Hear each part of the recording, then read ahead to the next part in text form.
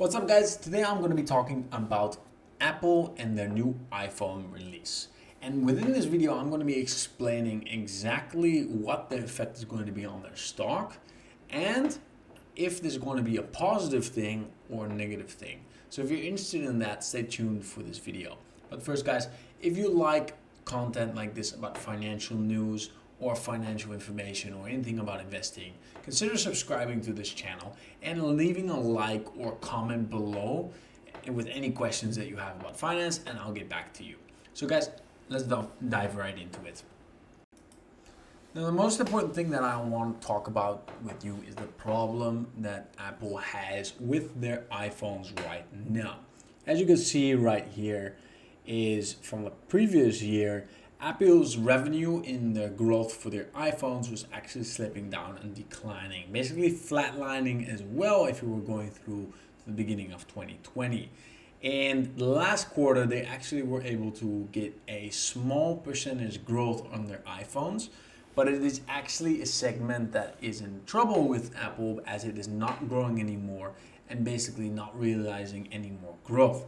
So the biggest issue that Apple's having right now is specifically in this aspect. How are they going to be growing their iPhones again? And they've been doing that in a couple different ways possible. So let's dive into their product offering. So these are the new models that they're basically releasing. From the iPhone 12 Pro, they also have the iPhone 12 Pro Plus, which is I think $200 more, which has now been released. This is basically $100 more than the previous iPhone starting price point. So you're going to be paying $100 more for the newest and best version of the iPhone.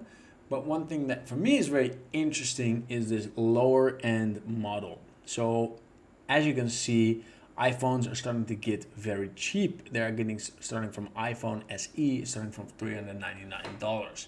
And this is for me very interesting, as right now a lot of their competitors are around this price point. So if I was looking at Samsung, for example, or other better brands, their price point is around $399. So this is a direct play for lower end markets so that they can achieve more market share on those markets, as these higher end iPhones are basically too expensive.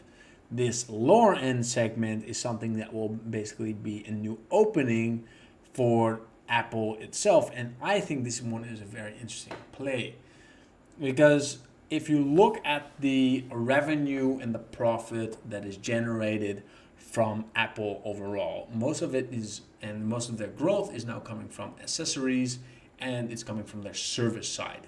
So these smaller iPhones, this iPhone SE, this will be a very good play to get into these emerging markets, but it will also be a very good play for these iPhones to basically start generating service income, as these lower end market segments are basically very good for the service side.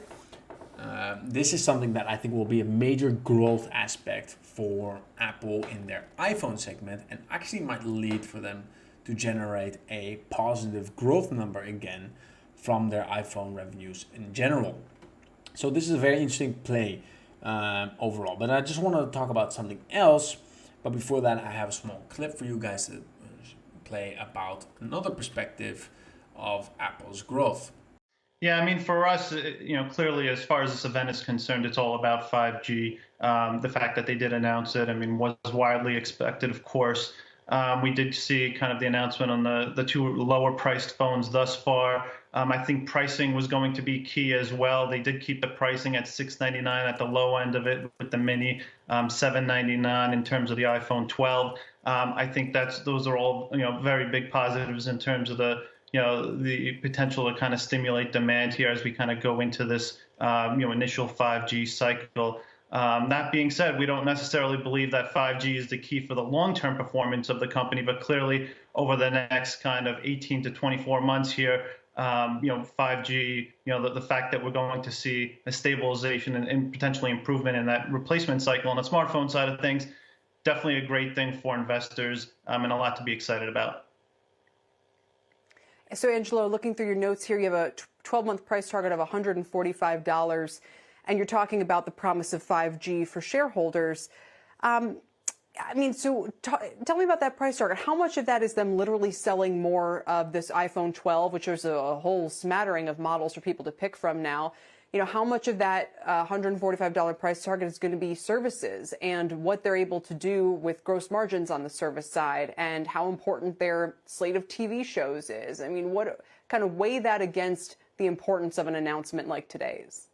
Yeah, absolutely. So, when we kind of look at our target price, $145, it's based on about a 35 multiple to our 2022 estimate. When we kind of look at the 5G cycle here, we're looking for about 9% growth in terms of the unit side of things into 2021. And then you're looking at an ASP increase of about 6 to 8% on, favorable mix on that side of things. So, at the end of the day, when we kind of look at the growth trajectory of the company here over the next 2 years, what has hindered the company actually over the last 2 years has been the iPhone cycle, as well as kind of, we had kind of started in this iPhone 11 cycle, had looked great. And then, of course, COVID hit, and it kind of, took some of the mojo out of that iPhone 11 cycle, with so many people on the sidelines here over the last 2 years. And the fact that replacement cycles have kind of, gravitated more towards, closer to 4 years. This is a cycle here over the next 2 years where you're going to get, a lot of individuals that are going to want to upgrade on the 5G side of things. So as far as that's concerned, we think it's a big part of our recommendation, but more so, it is that services side of things. As long as they can grow 15 to 20% here on an annualized basis over the next 2 to 3 years, our view is that's the real story for Apple and investors over time. Now guys, as this analyst basically said, is that 5G is another factor that can help the Apple stock grow a lot. And something that I want you to keep in mind is how that might affect their growth overall. Now, let's say these 5G iPhones and work from home trends are pushing the Apple shares higher. That basically means that all of the other segments that are currently growth segments of Apple are going to be supplemented by the iPhone growth as well. Because as there is more iPhone growth and they generate more market share, also with that lower segment, all of the other segments that they have, basically the wearables, the service side, are going to be growing from that as well. So this is something that I want you guys to be aware of.